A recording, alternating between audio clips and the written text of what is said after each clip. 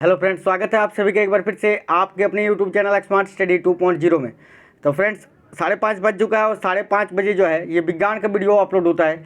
विज्ञान का क्लास 5:30 बजे डेली होता है यहाँ पे। तो साथियों देखो, इस वीडियो में 50 क्वेश्चन देखेंगे। 50 MCQ क्वेश्चन है केवल और केवल साइंस के, ठीक है। 50 क्वेश्चन है, ओनली साइंस के क्वेश्चन है और सारे क्वेश्चन सिलेक्टेड हैं, बहुत ही इंपॉर्टेंट है। तो पूरा वीडियो को कंप्लीट देखिएगा, एक भी क्वेश्चन को स्किप मत करना। सभी साथियों से रिक्वेस्ट है, वीडियो को सभी लाइक कर दीजिए, शेयर कर देना और जितने साथी क्लास में नए हैं सब्सक्राइब कर लेना चैनल को, बेल आइकन को ऑन कर लेना। तो साथियों चलिए शुरू करते हैं। देखो स्क्रीन पर फर्स्ट क्वेश्चन आपको दिख रहा है। क्वेश्चन बोलता है चावल पकना कठिन होता है कहाँ पर। तो साथियों देखना यहाँ चावल का पकना कहाँ पर कठिन होता है। तो पर्वत के शिखर पर। ऑप्शन के अकॉर्डिंग आपका ऑप्शन नंबर ए आपका करेक्ट आएगा, याद रखना। ऑप्शन नंबर ए करेक्ट है, सभी साथी याद रखना, क्योंकि ताप और दाब दोनों ही कम होता है ऊंचाई पर। तो ऑप्शन नंबर ए आपका करेक्ट आएगा, सभी साथी याद रखना। चलो आगे देखते हैं क्वेश्चन क्या है। देखो सभी, चिल्लाते समय व्यक्ति हमेशा हथेली को मुंह के समीप रखते हैं, क्यों। तो साथियों जब व्यक्ति चिल्लाते हैं किसी पहाड़ी पर या किसी एकांत जगह पर, तो चिल्लाने से पहले एक हाथ को मुंह के सामने रखते हैं और चिल्लाते हैं। ऐसा क्यों करते हैं? तो देखो उस स्थिति में क्या होता है कि ध्वनि ऊर्जा सिर्फ एक दिशा को इंगित करती है। तो ऑप्शन नंबर ए आपका करेक्ट आएगा, उस स्थिति में ध्वनि ऊर्जा सिर्फ एक दिशा में इंगित होगी। आगे देखो, क्या कारण है कि मेघाच्छन्न रात की अपेक्षा निर्मल रात अधिक ठंडी होती है। क्वेश्चन बोलता है क्या कारण है कि जिस रात में मेघ होता है, मेघ, उस रात की अपेक्षा जो रात नॉर्मल होती है, सामान्य, उसमें जो है अधिक ठंड लगती है। साथियों तो ध्यान से देखना, इंपॉर्टेंट क्वेश्चन है। तो याद रखना विकिरण के कारण ऐसा होता है। देखो होता क्या है ना साथियों, विकिरण के कारण ऐसा होता है। आपने जरूर देखा होगा, जिस रात में बादल छाया हुआ रहता है उस रात में अधिक गर्मी लगती है, और जिस टाइम नॉर्मल रहता है, बादल छाया हुआ नहीं रहता है, वहाँ पर जो है गर्मी उतनी नहीं लगती है, ठीक है। याद रखना ऑप्शन नंबर बी करेक्ट है। आगे देखो, किसी पिन होल कैमरा में हमें सामान्यतः क्या मिलता है। तो साथियों देखना, किसी पिन होल कैमरा में हमेशा उल्टी छाप मिलती है, उल्टी छाप। याद रखना ऑप्शन नंबर बी आपका करेक्ट आएगा, उल्टी छाप। आगे देखो, जंतु विज्ञान की वह शाखा जिसके अंतर्गत जंतु की बाहरी आकृति एवं बाह्य संरचना का अध्ययन किया जाता है, क्या कहलाता है। तो साथियों याद रखना, देखो जंतु विज्ञान की वह शाखा जिसके अंतर्गत जंतु की बाह्य आकृति एवं बाह्य संरचना का अध्ययन किया जाता है, क्या कहलाता है, मॉर्फोलॉजी। ऑप्शन नंबर बी आपका यहाँ करेक्ट आएगा। साथियों देखो, सभी साथी यार वीडियो को लाइक कर दो, सभी वीडियो को लाइक कर देना और सारे क्वेश्चंस का आंसर आपको नीचे कमेंट बॉक्स में कमेंट करके बताना है। अगर आपको आंसर पता है तो कमेंट करिए नीचे। आगे देखो, भूमिगत जल के प्रवाह के साथ नीचे की ओर बहने वाले प्रदूषकों को क्या कहते हैं। इंपॉर्टेंट क्वेश्चन है। तो साथियों देखना, भूमिगत जल के प्रवाह के साथ नीचे की ओर बहने वाले प्रदूषकों को क्या कहते हैं। याद रखना निच्छालक, क्या कहते हैं, निच्छालक। ऑप्शन नंबर ए आपका करेक्ट है। आगे देखो, भूमिगत जल को दूषित करने वाले अजैविक प्रदूषक कौन सा है। तो साथियों देखना, भूमिगत जल को दूषित करने वाले अजैविक प्रदूषक इनमें से कौन से हैं। ध्यान से देखना सभी, देखो भूमिगत जल को दूषित करने वाले अजैविक प्रदूषक है आर्सेनिक। ऑप्शन नंबर सी यहाँ आपका करेक्ट आएगा, आर्सेनिक। सभी साथी याद रखना, इंपॉर्टेंट क्वेश्चन है, सभी याद रखना, आर्सेनिक। आगे देखिए, पर्यावरण संरक्षण के लिए कौन सी अंतर्राष्ट्रीय एजेंसी कार्य कर रही है। साथियों अगर आंसर पता है तो आप नीचे चैट बॉक्स में कमेंट करके बता सकते हैं। देखो पर्यावरण संरक्षण के लिए कौन सी अंतर्राष्ट्रीय एजेंसी कार्य कर रही है। तो याद रखना ग्रीन पीस। देखो ऑप्शन नंबर सी आपका करेक्ट है, ग्रीन पीस, याद रखना है आपको। आगे देखिए, खाद्य श्रृंखला में मानव क्या है। तो साथियों देखना, खाद्य श्रृंखला में मानव क्या है। तो याद रखना है आपको प्राथमिक एवं द्वितीय उपभोक्ता। तो ऑप्शन नंबर डी करेक्ट है, प्राथमिक और द्वितीय उपभोक्ता। आगे देखो, निम्नलिखित में से कौन पारिस्थितिकी तंत्र के विषय में सही नहीं है। निम्नलिखित में से कौन पारिस्थितिकी तंत्र के विषय में सही नहीं है। इंपॉर्टेंट क्वेश्चन है, ध्यान से देखो साथियों क्या आंसर आएगा। निम्नलिखित में से कौन पारिस्थितिकी तंत्र के विषय में सही नहीं है। तो साथियों देखना, देखो यह अजैविक एवं जैविक दोनों संगठनों से युक्त होता है, बिल्कुल सही है। इसकी अपनी स्वयं की उत्पादकता होती है, बिल्कुल सही है। लेकिन यह एक वन तंत्र होता है, ये गलत है। यानी ऑप्शन नंबर सी आपका यहाँ फिर आंसर आ जाएगा, यह एक वन तंत्र है, जो कि बिल्कुल ही गलत बताया गया है। तो ऑप्शन नंबर सी आपका करेक्ट आएगा। आगे देखो, निम्न में से कौन एक प्रवाल विरंजन का सबसे अधिक प्रभावी कारक है। निम्न में से कौन एक प्रवाल विरंजक का सबसे अधिक प्रभावी कारक है। ध्यान से देखो, इंपॉर्टेंट क्वेश्चन है। तो साथियों ध्यान से देखना, प्रवाल विरंजन का सबसे प्रभावी कारक है सागरीय जल के सामान्य तापमान में वृद्धि। ऑप्शन नंबर सी करेक्ट आएगा, सागरीय जल के सामान्य तापमान में वृद्धि। आगे देखो, एक मनुष्य के जीवन को पूर्ण रूप से धारणीय करने के लिए आवश्यक न्यूनतम भूमि को क्या कहा जाता है। साथियों इंपॉर्टेंट क्वेश्चन है, एक मनुष्य के जीवन को पूर्ण रूप से धारणीय करने के लिए आवश्यक न्यूनतम भूमि को क्या कहा जाता है। याद रखना साथियों, ऑप्शन नंबर बी करेक्ट आएगा, परिस्थितिकीय पदछाप। देखो ऑप्शन नंबर बी यहाँ आपका करेक्ट आएगा, याद रखना है, नोट करते चलना सभी साथी, ठीक है। परिस्थितिकीय पदछाप करेक्ट है। आगे देखिए, धारणीय विकास जिनके उपयोग के संदर्भ में अंतर पीढ़ीगत संवेदनशीलता का विषय है वह क्या है। इंपॉर्टेंट क्वेश्चन है, यह भी ध्यान से देखो। देखो, धारणीय विकास जिनके उपयोग के संदर्भ में अंतर पीढ़ीगत संवेदनशीलता का विषय है वह क्या है साथियों। याद रखना, प्राकृतिक संसाधन। ऑप्शन नंबर ए आपका करेक्ट आएगा, ध्यान से देखो, प्राकृतिक संसाधन। आगे देखिए, वातावरण में ग्रीन हाउस गैसों के बढ़ते बाहुल्य के कारण निम्नलिखित में से प्रभावित हुए हैं सिवाय किसके। यानी क्वेश्चन बोलता है, देखो वातावरण में ग्रीन हाउस गैस बढ़ने से इन सभी में कौन सा एक परिवर्तन है जो नहीं हुआ है, बाकी तीन हुआ है। तो देखो, भूमंडलीय में गर्मी, बिल्कुल ग्लोबल वार्मिंग के लिए उत्तरदायी होता है ना ग्रीन हाउस गैस, तो ये तो सही है। समताप मंडल में ओजोन परत का ऊंचाई, ये भी करेक्ट है। और देखो, कार्बन डाइऑक्साइड का निषेचन प्रभाव, ये भी सही है, लेकिन ऑक्सीजन का निषेचन प्रभाव नहीं होता है। यानी ऑप्शन नंबर सी आपका करेक्ट आएगा, ऑक्सीजन का निषेचन प्रभाव। आगे देखो, पारिस्थितिकी तंत्र में तत्वों के चक्रण को क्या कहते हैं। इंपॉर्टेंट क्वेश्चन है साथियों, ध्यान से देखना, परिस्थितिकी तंत्र में तत्वों के चक्रण को क्या कहते हैं साथियों। याद रखना, जैव भूरासायनिक चक्र। देखो ऑप्शन नंबर बी यहाँ आपका करेक्ट आएगा, याद रखना साथियों, जैव भूरासायनिक चक्र। आगे देखो, कोशिका का जीवित अंश जीव द्रव्य कहलाता है, यह किससे बनता है। कोशिका का जीवित अंश जीव द्रव्य कहलाता है, यह किससे बनता है। तो साथियों याद रखना, देखो ऑप्शन नंबर डी करेक्ट आएगा, यहाँ कोशिका द्रव्य, केंद्रक द्रव्य और अन्य कोशिकांग से। तो ऑप्शन नंबर डी आपका करेक्ट आ गया। आगे देखिए, पौधों में पत्ते के पृष्ठ पर पाए जाने वाले लघु छिद्रों का नाम क्या है। साथियों पत्ती जो होता है ना, पत्ती, उस पर छोटे छोटे छिद्र पाए जाते हैं, उनको क्या कहते हैं, तो रंध्र। याद रखना, ऑप्शन नंबर बी आपका करेक्ट आएगा, रंध्र। आगे देखो सभी साथी ध्यान से देखना, किसी आधार के चारों ओर मटर के प्रातान का लिपटना एक अच्छा उदाहरण है किसका। ध्यान से देखिए साथियों, इंपॉर्टेंट क्वेश्चन है। तो साथियों, किसी आधार के चारों ओर मटर के प्रातान का लिपटना एक अच्छा उदाहरण है किसका, स्पर्शानुवर्तन का। याद रखना, ऑप्शन नंबर ए आपका करेक्ट आएगा, स्पर्शानुवर्तन गति का। आगे देखो, पौधों की वृद्धि गतियाँ जो प्रकाश उद्दीपन के कारण होती है उन्हें क्या कहते हैं। तो साथियों देखना, पौधों की वृद्धि गतियाँ जो प्रकाश उद्दीपन के कारण होती है उन्हें क्या कहते हैं। याद रखना, हेलियोट्रोपिज्म। देखो ऑप्शन नंबर ए आपका यहाँ करेक्ट आएगा साथियों, इंपॉर्टेंट क्वेश्चन है, याद रखना, हेलियोट्रोपिज्म। आगे देखो, ऑक्सीजनोमीटर का उपयोग किस लिए करते हैं।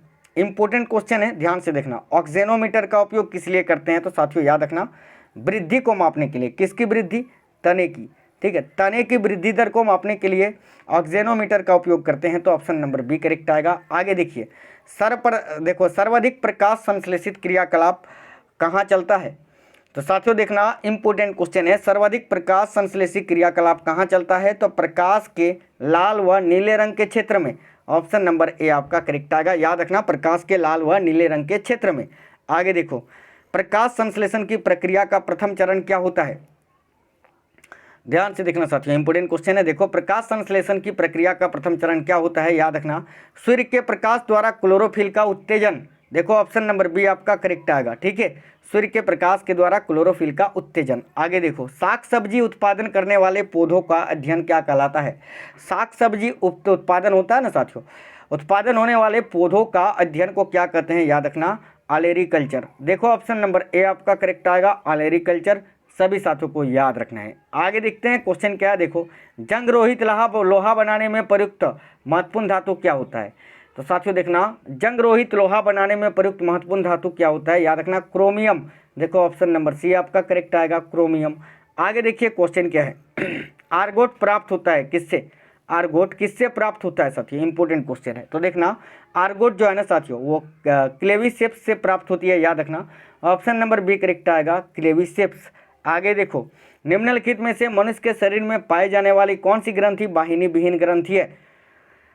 साथियों इंपॉर्टेंट क्वेश्चन है, निम्नलिखित में से मनुष्य के शरीर में पाई जाने वाली कौन सी ग्रंथि वाहिनी विहीन है। तो याद रखना, अंतस्रावी ग्रंथि। देखो ऑप्शन नंबर सी करेक्ट है, अंतस्रावी ग्रंथि। आगे देखिए क्वेश्चन क्या है, वह भाषा जिसे कंप्यूटर समझता है वह निष्पादित करता है, क्या कहलाती है?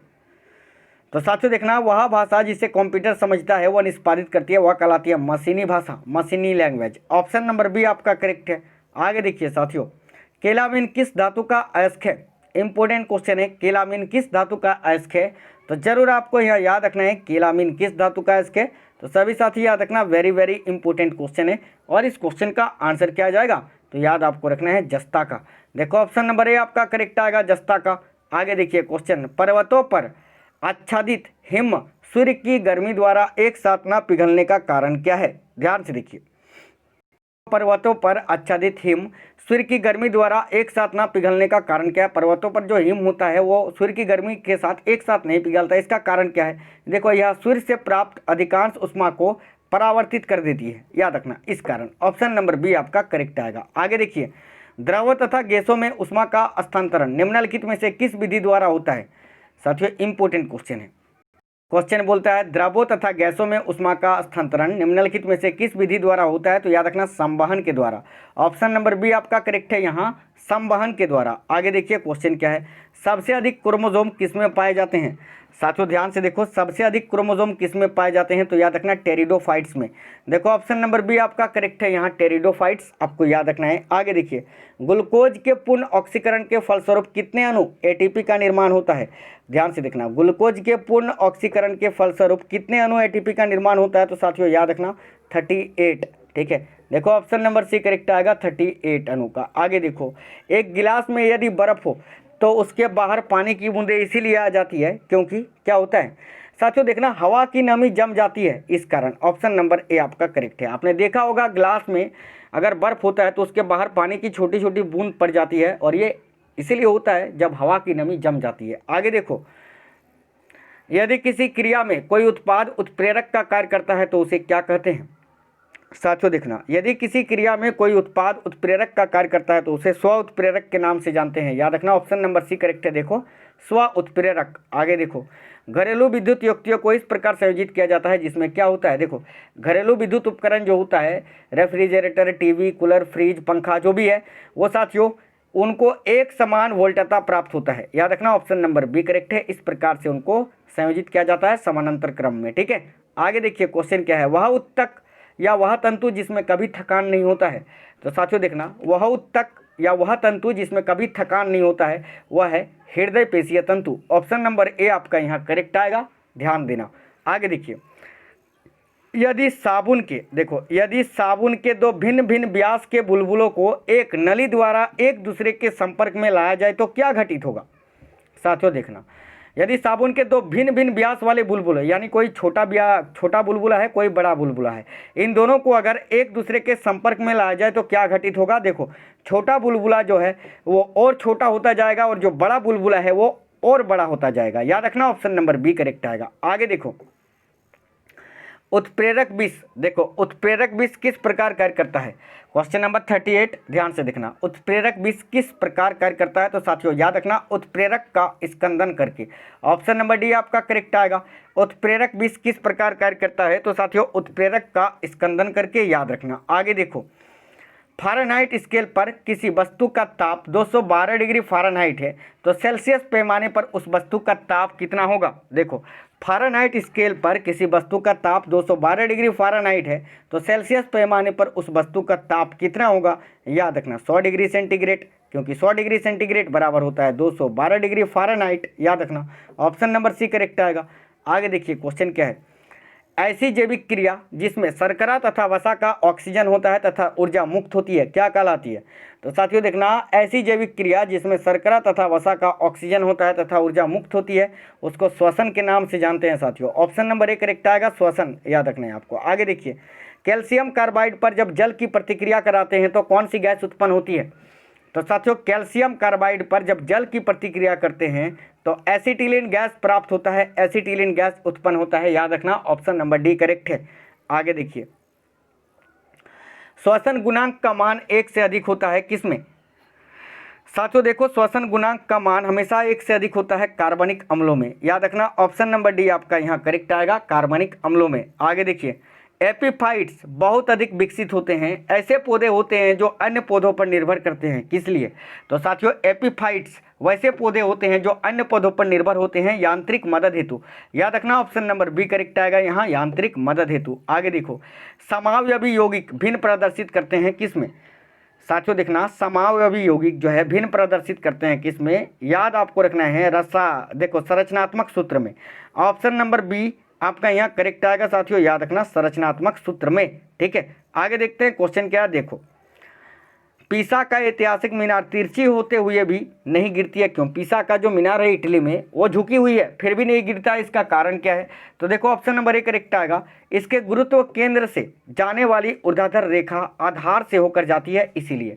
ऑप्शन नंबर ए आपका करेक्ट है, सभी साथी याद रखना। आगे देखो, बादलों की बिजली की चमक के काफ़ी समय बाद बादल की गर्जन सुनाई देती है, इसका कारण क्या है? अच्छा, जिस टाइम बादल गरजता है आपने देखा होगा कि लाइटिंग पहले होती है और बाद में साउंड आती है, ये इसका कारण क्या है? तो देखो ऑप्शन नंबर डी करेक्ट आएगा, क्योंकि प्रकाश की चाल ध्वनि की चाल से बहुत अधिक होती है, इस कारण। ऑप्शन नंबर डी करेक्ट है। आगे देखो, कीटों में कितनी जोड़ी टांगे होती है? साथियों ध्यान से देखना, जो कीट होती है कीटों में कितनी जोड़ी टांगे होती है? तो याद रखना कीटों में 3 जोड़ी टांगे होती है, यानी कुल टांगे 6। याद रखना ऑप्शन नंबर सी करेक्ट है, 3 जोड़ी।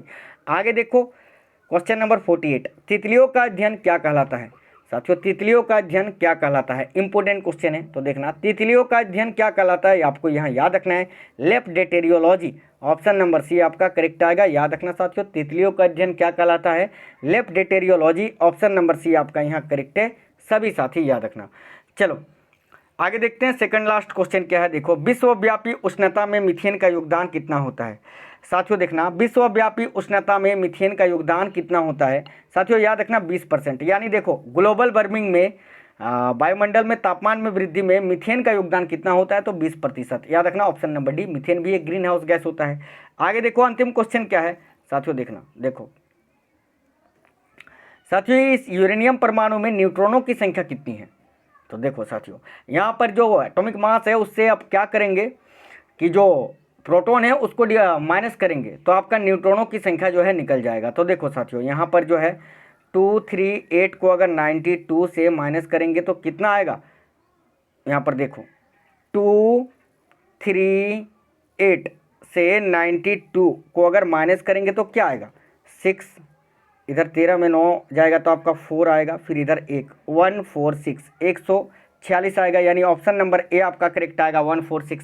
साथियों कैसा क्लास लगा है नीचे कमेंट बॉक्स में कमेंट करके बताइए। वीडियो को सभी साथी लाइक कर देना, शेयर कर देना, और जितने साथी क्लास में नए थे जरूर चैनल सब्सक्राइब कर लेना, डेली पढ़ाता हूँ। ठीक है, ये डेली 5:30 बजे ये क्लास आपको यहीं पर मिलेगी साइंस का। ठीक है, अभी अगला क्लास एक्समार्ट स्टडी में होगा, रात में 9 बजे विज्ञान का क्लास है, लाइव क्लास। तैयार रहना है सभी साथियों को। साथियों सभी फटाफट से वीडियो को लाइक कर दीजिए, शेयर जरूर करना यार दोस्तों के साथ, इतनी मेहनत करते थे यार, कम से कम शेयर करा करो आप वीडियो को जहां आप शेयर कर सकते हैं। ठीक है, सभी साथी वीडियो लाइक कर देना, शेयर कर देना। जितने साथी क्लास में नए थे चैनल को सब्सक्राइब करके बेल आइकन को ऑन कर लेना, इससे आपको सारी क्लासेस की नोटिफिकेशन मिलती रहेगी। ठीक है, तो आशा करते हैं आपको क्लास अच्छा लगा होगा, कमेंट करके जरूर बताना। तो साथियों मिलते हैं अगले क्लास में, तब तक स्वस्थ रहें। जय हिंद, वंदे मातरम।